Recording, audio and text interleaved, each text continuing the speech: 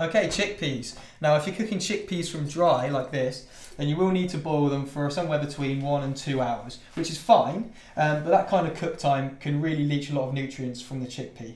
So it's best to soak your chickpeas overnight.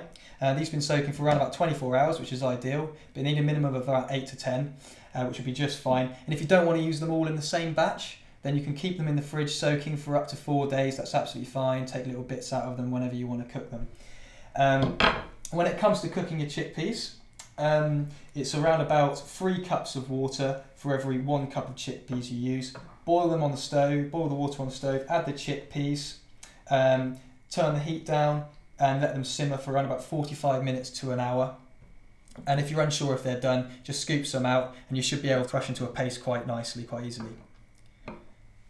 Alternatively, chickpeas are great for sprouting, but make sure your chickpeas are from a reliable wholesaler, because some packaged chickpeas have been heat processed or even irradiated to extend their shelf life, and this kills the food and it will never sprout.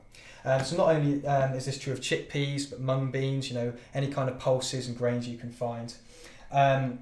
So what I've done here is I've sprouted my chickpeas in this mini greenhouse, spreading a thin layer on each shelf. And all you do is twice a day, at least twice a day, is pour water through the greenhouse, which I'm going to do now, and just to give you a display. Just fill it up about halfway or 3/4 of the way up, and now it has these little red filtration devices. Make sure they're on opposing sides on each layer, so the water has to go from one edge to the other. It just means they spend a little bit extra time in the water. Should only take about 10 minutes for it to drain through, and then it'll be ready for the water to be poured away, and you can put them back in their dark cupboard so they can keep sprouting.